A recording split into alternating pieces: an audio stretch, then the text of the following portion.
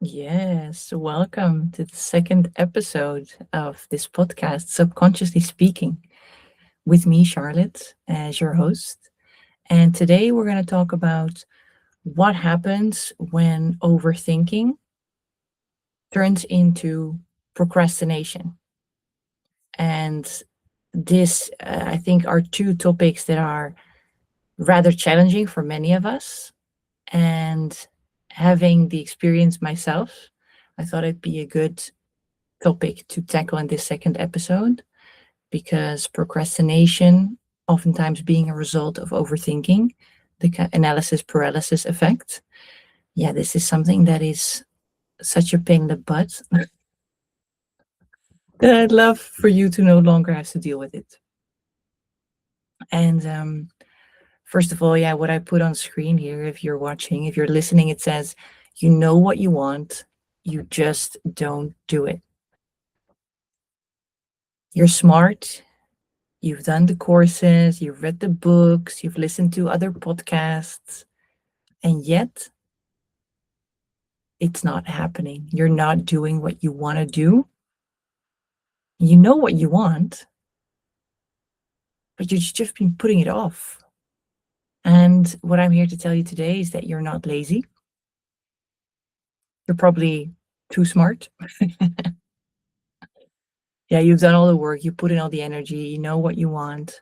It's just costing you so much energy, thinking so much, and also being frustrated about stuff not happening because you're thinking so much and you're not doing what you're supposed to be doing.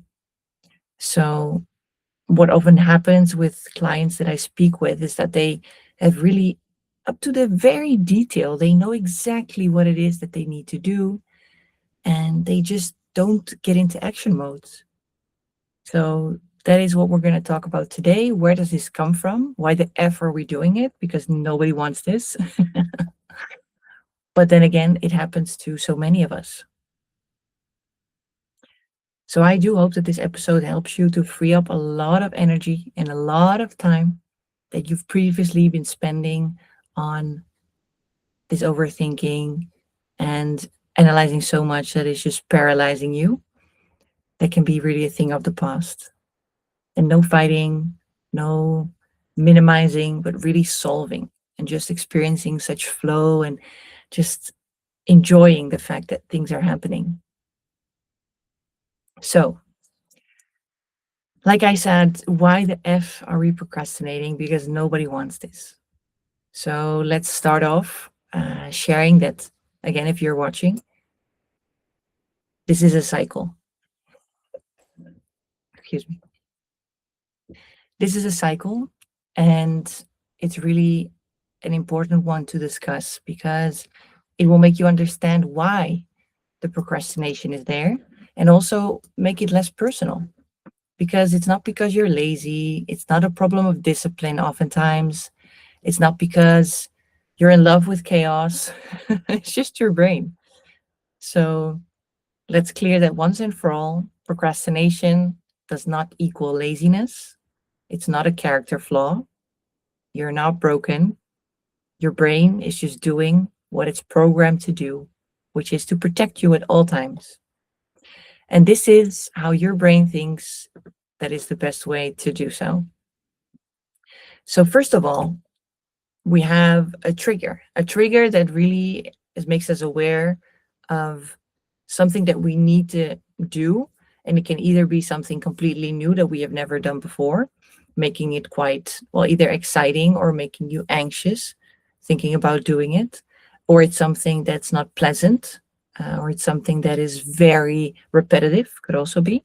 So it could be a number of things, but what is always the same is that it triggers a certain anxiety. It triggers some emotional discomfort, the specific thing that you're planning to do or willing to do. And this trigger, it's just very uncomfortable, right? So your system notices, oh shit, we got to do this. We don't want to do this. And then what happens, and this can be a very conscious thing if you're very aware, but it could well be very unconscious that this is happening in your system and you're not aware of it, right? And you don't need to be aware of it. Let's just see what happens when this anxiety has hit. So your system is experiencing this discomfort. And what happens then is that, again, to keep you safe, your system starts to avoid. So what it's doing is that this is a temporary relief of this discomfort that you've been feeling. So where first you feel the uncomfortable anxiety and just not, ugh, just, I guess you know the feeling, right?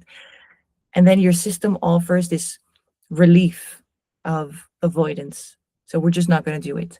And you may have noticed this in your own environment where you're planning to do something, and then you notice that yourself that you're all of a sudden doing this household task, or you're doing something completely different, or at work you're having another coffee, or anything like that. So just it could well be something useful as well, but it's just not the thing that you set out to do. So then this discomfort, whew, it's lifted, right? A relief, a feeling of relief. So your system leans back again. It's like, oh, thank God, we've done that. Whew, we're safe, we're good. So task avoided. And in the moment, super nice feeling, comfortable, right? Could also be that you start to binge watch a series, for example, that you just can't seem to turn off. It could well be that you're taking on another task that provides less fear. And what then happens after this lovely but very temporary relief feeling is that the guilt and shame kick in. So, this is what happens when your system notices that, oh, we have actually avoided what we set out to do. And this creates a feeling of guilt. We haven't done it. We should be doing it, but either time has already passed, or we can't do it no more, or we can't do it on time. This is a terrible feeling, right? And I am pretty sure you're familiar with this, as are so many of us. So this is not an individual flaw, like I said, but this is something that happens to so many of us. So the guilt, and then when the guilt is experienced, shame can kick in. And this is when that little voice inside starts to speak up, really criticizing yourself, right? So it could well be like, oh, again, you didn't do it. It's never going to work. How come you didn't do it? You had all the time and all the capability and all the capacity, and you didn't do it. Sometimes even the word loser can come into play with things like that, just not positive, very negative self-talk. And what happens then is that your system starts to get very uneasy again and very uncomfortable, because talking to yourself like that is just really unpleasant. So then the anxiety starts to kick in again, because when your system starts to realize that, hey, we didn't do it this time, maybe it's not the first time that we've avoided this task. So a pattern is starting to introduce itself, right? So when something happens once, your system's like, okay, well, this happens. I guess it's an incident, right? And when it happens twice, your system's thinking, oh, that's a coincidence that it happened twice. But as soon as it happens thrice or more times, it's a pattern. And your system knows this. And you're probably aware of it as well. So reinforcing that negative pattern of getting triggered, feeling the anxiety, then avoiding it, then realizing that you've avoided it, that kicks in the anxiety once again. So the guilt and shame is felt, and your system is just wanting to get rid of this feeling as soon as possible, right? So it's really something that happens. And then once it repeats again, this sensation gets stronger. And then you avoid again, because that gives a temporary relief. But then the guilt and shame kick in once again. And then you have the increased anxiety. So what happens is you get into a certain loop, a certain repetition with each cycle that just deepens and deepens and deepens, which is something that obviously you don't want. You don't want to get even deeper into procrastination. You want to get rid of it. You want to solve it, right? So this is why procrastination in itself is a rather interesting phenomenon, and for many of us, just really a bitch, because it worsens over time. And with this, it may seem very, very hard to get rid of it and to solve it. And therefore, it's so important that you listen to this podcast and that we're going to talk about what we're going to talk about next, because there is actually a way out. First of all, what I want to talk to you about is to briefly have an idea of what your brain is actually doing in this cycle, because I really believe that understanding what's going on in your system is the first step towards solving it, right? Our brain is continuously wanting to know what's going on, how does this work, and just satisfying that to a certain extent can be very positive in then solving it once and for all, right? So, what happens in your brain, and this is also for the ones watching, there is some visual about this. So, to start at the beginning of this cycle, the task hits, right? And then your brain starts to signal that there is a certain risk, a certain danger that's coming up. And this is signaled by the amygdala. That's the part of your brain that is like the alarm bell, I say sometimes. This is like the alarm bell of your brain that's very aware of like scanning, okay, what's going on here? Are we safe? Are we good? Because the highest purpose of your brain is to keep you safe, right? So as soon as this amygdala gets triggered with something that's danger, and I'm not talking about this tiger that's sneaking up on you, like, we could find us in such a situation back in the day, really long time ago. But now, I mean, obviously our situation has changed, but our brain still functions in a similar way. So as soon as there's even the slightest sense of threat, the amygdala goes off and it starts to ring the alarm: danger, danger, danger. All right. So then your brain is beautifully organized, right? Because then what happens is that the prefrontal cortex, another part in your brain, activates. And this is the, let's say, the reasonable part of the brain. It's like, well, but let's see, is it really that dangerous? I'm not too sure. Let's have a quick look. Can we maybe compare this to other situations? And it really tries to kind of challenge this alarm bell that goes off. So then the amygdala and the prefrontal cortex, they're kind of battling it out, right? But then what happens, and you could see this as like what's happening when your car breaks down, right? What's going on under the hood.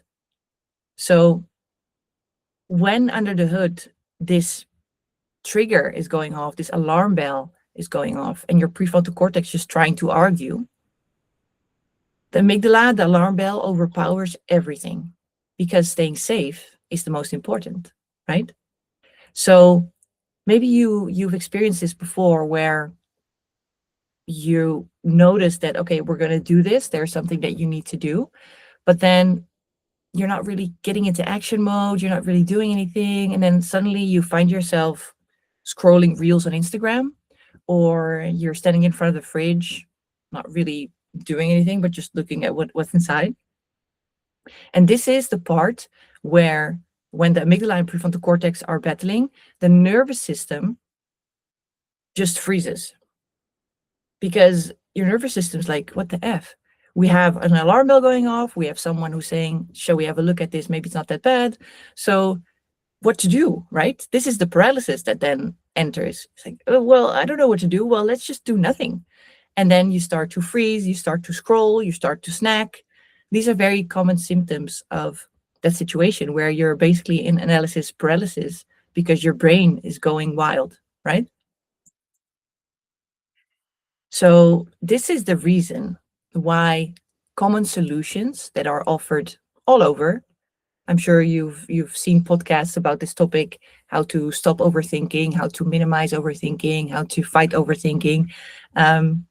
And there's many habits that you can track to stop overthinking, or at least minimize it.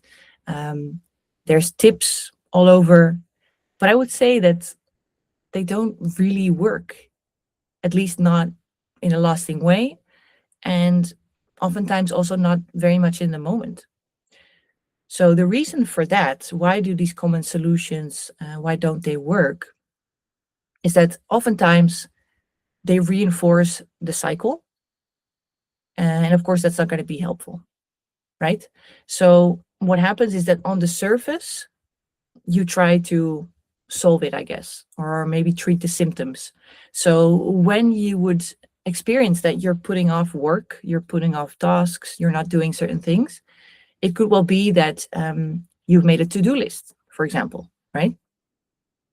So then there is an overview of things that you want to do, and you take them off one by one, and this feels right, this feels like you're taking action. Yet this is something that really works only on the surface. To make this list, to plan out what you're going to do. Maybe you want to talk about it with a friend. Maybe you want to do some breathing. It can really help in the moment until your subconscious starts to go into paralysis again and just slams the brake on productivity. And then you're just back to square one, feeling bummed out and frustrated, time passing, nothing happening, right? So with to-do lists, it could either be that it works for a while, could also feel that you're adding more pressure. Maybe you've experienced that you've set up this to-do list and suddenly you feel like, oh my God, where am I going to begin? I don't even know. And then action mode also doesn't happen. And then you could be journaling it out, right? Writing. I'm a big fan of writing. Yet again, this is treating symptoms because you can journal all you want about how you're not taking action and why you're not taking action and how you should be taking action. And although you will feel a certain sense of relief, the core of the matter is not resolved, right? You're still not, you have not calmed your system well enough to make it comfortable with the thing that you're about to do. And then, of course, there is a lot of other methods. I mean, you could try meditation. Is great to clear the mind, to become very aware of what's going on. Yet again, not going and treating this the core, only the symptom. There's talk therapy, for example. You want to talk it out, talk it over. Can feel also very relieving, like, oh, recognition also oftentimes, like, okay, this is a common problem. Yet again, symptom, not the core of the matter, the real, I would say, root of this all. So, what is happening with all these techniques that are trying to tackle the problem by the symptom on the surface only is that it's all based on willpower. And willpower is like a little battery that you have. And the battery, in the morning when you wake up, the battery is fully loaded, right? You're ready to go. And then all of a sudden, you start to notice during the morning that you have to put in effort, effort, effort, more effort after lunch, more effort. You have to hang in there, keep going, make sure it works. And then oftentimes before the day is done, your battery of willpower is, right? So this takes a lot of energy from your system to keep pushing, keep going, keep sticking to habits. It's just very exhausting. And therefore, I can tell you that this is not the best way to go. Because the real issue isn't in having not enough willpower. And that's something important to share, I think, because a lot of times people think that, and also a lot of my clients say that, it's like they thought that they were doing it wrong, that they were broken, that they were not able to achieve a certain thing. But the truth is that it's not because you're not doing it right, it's because you don't understand how your system works. So I'll explain to you how your system works so you can make use of that from now on. Instead of fighting with willpower and inserting more productivity hacks into your life, you want to update whatever it is that is running this show, right? Because your system believes at a time of procrastination that it's not safe. So what you actually want to do, instead of putting the band-aid on the wound, you want to treat the wound. And you want to make sure that you look at this system, at this program, at this belief of unsafety. And where you find that is in your subconscious. So the subconscious is the part of your mind that runs in the background. And what is stored there is your beliefs, your habits, your memories, and your emotional patterns. And this is of great influence on your thoughts, your actions, your reactions without you realizing it. So it's not a certain place in your system, but it's a process that is spread across your brain and nervous system. And I compare it to the autopilot of your life. You can't see it, but you can feel its effects in the way you behave, what triggers you, what you fear, and also the way you react automatically to things. And this is very different from our conscious mind. So the conscious is where the willpower is stored. The conscious is where that I'm using now to speak with you, finding words, right? This is the the hustle, the struggle. That's the mind that really tries to win with willpower.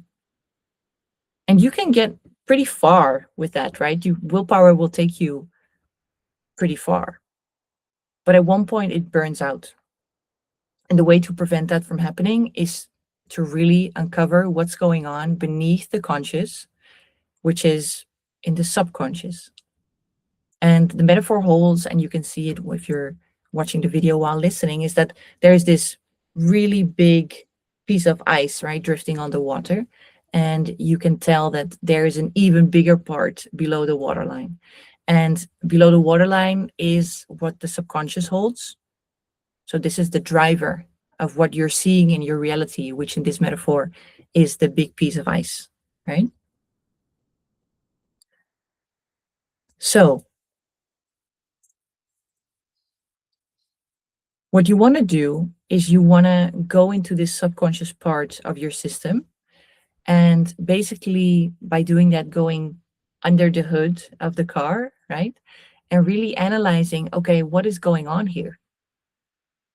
And once you have that, I would say, programming, you can change it. You can easily change the programming of your subconscious. And by doing so, you automatically also see a very big difference in your reality. Because what happens is that, similar again, when we look at the car metaphor, is that when you fix the engine that's under the hood and you fix it in the way that you think is best, then suddenly when you close the hood and you start the car, you can drive, right? So it's basically the core of your functioning. And when you tweak and optimize, update that programming, your reality will also start to shift instantly. And how this works is that you work directly with the root of what is causing the thing that in your reality you are seeing and not liking. Then your subconscious has the power to calm your nervous system. So to really inform, hey, we're not at danger, we're not at risk, we're completely fine here, it's okay. And then you can install new beliefs, beliefs that really suit you and really help you move forward in life, and replace the ones that are not working for you anymore. And then when you do so, you don't need to try. You don't need to hold on. You don't need to fight, because subconsciously the shift has been made already. So it's like when you have a computer is very loyal and very reliable. So when you open the computer and you start it, the same program runs, right? And this is the same every single day. It's very reliable. It's the same every single day until you encounter the moment where you need to update the software to keep using the system, but in an even better, more advanced way. And this is also how you can see this subconscious reprogramming, is that it works, it works, it works up until the day you open the computer and this behavior has become a problem, right? And then it's time to go inward and to work with your subconscious to update that programming. It's as simple as that. It really is. So the way to do it and to reprogram this subconscious, it's truly one way that is most effective, quickest, most enjoyable, and that is to go into hypnosis. Hypnosis works, it works very fast, and it doesn't just coach your brain, it really rewires, it updates the programming. So bypassing all the drama and the thought loops that you got so annoyed by and logic, it shifts the pattern that you want to get rid of at the source without pushing, without forcing, just reprogramming, updating your internal software. And this is truly remarkable because when you do so, your outer reality starts to shift. And that's because your settings have changed. Just as on the computer, when you change the settings, the result is instant, right? And you can use the new settings straight away. And that's the same here. So, what I've noticed we're working with clients is being just such an incredible ride because the effectiveness is massive. And the feedback that I get is also lovely. So, I just want to share a couple of those things with you because I've really seen people shift decades of fear, avoidance, overwhelm in one, two, or three sessions. And it's not because I'm magic, it's because your brain is designed to change. You just have to speak its language and make it feel safe. So, oftentimes with clients, when I speak to them a couple weeks after the session, they say, "Well, yeah, I'm just doing fine. I've been, doing my things." And of course I can relate to them and ask, "Hey, how has this been going?" Because I know still what they considered as a problem right before. And the interesting thing is that oftentimes they don't experience that anymore. And the distant memory of them once procrastinating is just something that, yeah, doesn't make sense. Why would you procrastinate? Why would you do that? Because you're wasting time, you're wasting energy. You might as well just do it. And then either it works out, which is great, or it doesn't work out and you learn something, right? That's the new logic, the new programming. So it's beautiful to see that so much can shift and change for the better in such a short period of time without forcing, without pushing, without making yourself do something and sticking to habits and it being very unpleasant. No, this is just very smooth and beautiful to see. Oftentimes, and this would be good also to add in, is that people ask me, but hypnosis, isn't that strange thing where you act like a headless chicken and you just run around and act crazy? And I want to say that's very different, couldn't be further from what I'm working with. That type of hypnosis is kind of a stage hypnosis, entertainment hypnosis that I don't support because I would rather use this beautiful way of working for good work, for therapeutic purposes, and therefore I don't do anything that's even distantly related to the stage hypnosis. It does indicate the power of this method, yet I feel that we always have to stay ethical and make sure that we're doing something that is in the benefit and yeah, for the benefit of the client. So just to maybe elaborate a little bit on what happens when you go into hypnosis. What hypnosis basically is only a very relaxed state of our body and a hyper focused mind. That's all it is. It often surprises people, and maybe you've also thought about it differently. But what you're doing is you're basically relaxing your system, making sure that it feels safe, and putting aside that conscious mind for a little bit, making sure that you open up the space for the subconscious to share its wisdom. And not in words like we're using right now, but sharing emotions, sharing feelings. And this is such a rich wisdom that each one of us carries inside.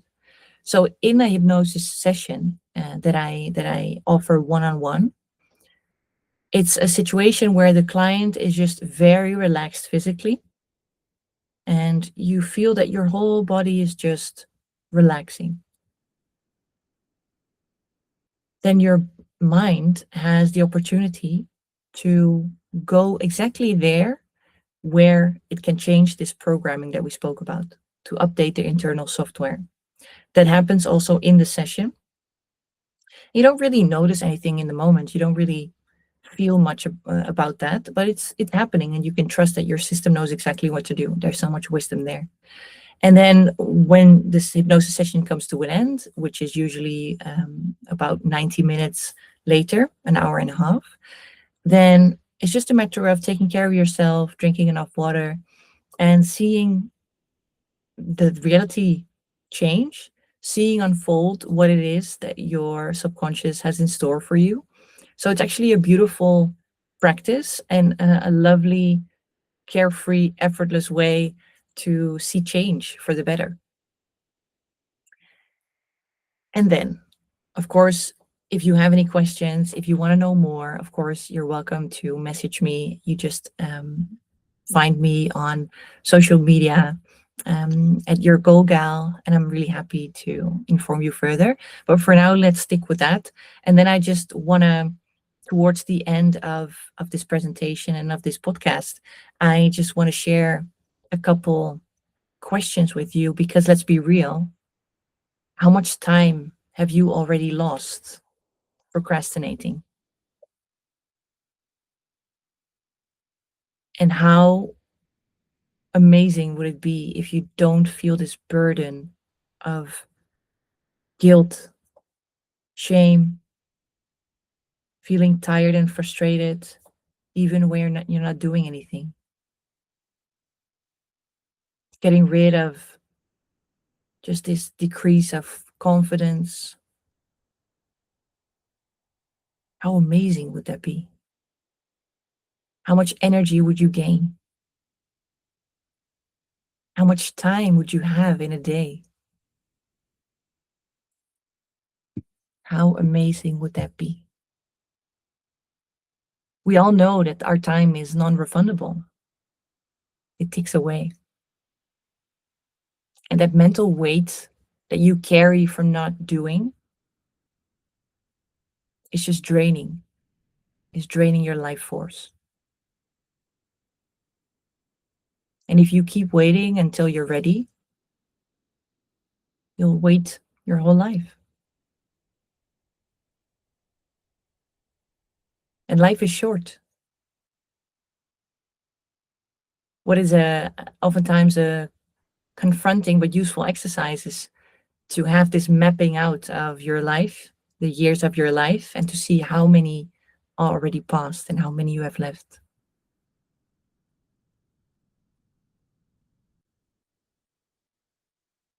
So, what if nothing changes? How will you feel 6 months from now? Still talking about it? Still overthinking it? Still stuck?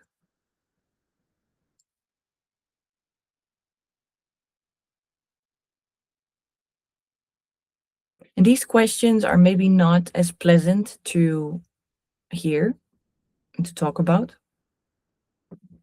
but it's very important to become aware of this. Because if you don't become aware of it, it will just pass you by. And then you will notice that this feeling of anxiety and guilt and shame, the cycle that we saw before, just increases. And I would wish something else for you. I would wish that you feel that you are ready to take action, able to take action on what it is that you want to see for yourself, and either have great success or learn something important and have the success in the next step. And you really gain only by experiencing. And this is something that really stuck with me. There is this book of a woman who cared for people that were terminally ill and that knew that they were going to die. And then she asked them all the same question: is what would you have wished that you had done if you could do this all over again? And the number one regret that the people shared, men, women, and it didn't matter where they were from or what their profession was or whatever. But what they shared is that the biggest regret was that they would have loved that they would actually have done what they wanted to do instead of, overthinking it. What would people think? Is this a smart idea? But just do it and see what happens. So I think that provides us all with a very big lesson. Now that we're alive and kicking and we're able to do it differently, I would really want to invite you to just solve the procrastination. I've been sharing with you now what it is that you are experiencing in your system. I hope that helped to be aware of, okay, what is it actually that's going on, and to know that this is not your flaw, it's not your fault. It's something that is happening internally, and this is biology, this is neuroscience, right? So hopefully, therefore, it feels a bit lighter. And knowing what is going on in your system, it also helps to find the cure, how to solve procrastination. And by solving it in a loving way, in a relaxed way, and most effective way, it's cured not just for today, not just for the week. It's for good. And you can just enjoy that ride, gain the energy, and gain the action that you've been seeking for so long. Hypnosis, we discussed as the method to do so, to go to the root of what it is that's been causing the procrastination for you. It's very personal. So, hypnosis helps to go to the root, find it, and reprogram it like you're updating a computer and its software. You can also update your internal software. And by doing so, the change is immediate. Your system feels safe and it feels okay to actually go ahead with what you've been wanting to do for so long. And this hypnosis is a method that I use one on one with clients. And it's a method that, like I said, it takes about 1 to 3 sessions max to solve the procrastination. And you are most welcome to explore this. And I will make sure that there is information in the description so that you can see more and read more about it. On Instagram, there's also more info and also reviews of people who've already been in hypnosis with me, and they share their experience and what it has done for them. So that will be a good one also to have a look at. And if you feel that this resonates and you're ready to take action, you're welcome to book a free call, which is about a 20-minute introductory call in which we can get to know each other and we can see, is this a good match to work together? I can also provide you with answers to your questions and more information. May you wish so. And yeah, then we can basically get to work. And yeah, like I said, I wish that all for you, that the energy and action may return and that you can just enjoy what it is that's in store for you. So I think for now, I can talk about this for hours, but I won't. So I think I'll leave it at that for this second episode of Subconsciously Speaking. And yeah, get in touch if you'd like to know more, if you want to ask questions or share your feedback. I'm really happy to hear. And thank you for listening. I really appreciate it. Thanks for your interest. And yeah, I'll just say until the next one. Have a lovely rest of your day.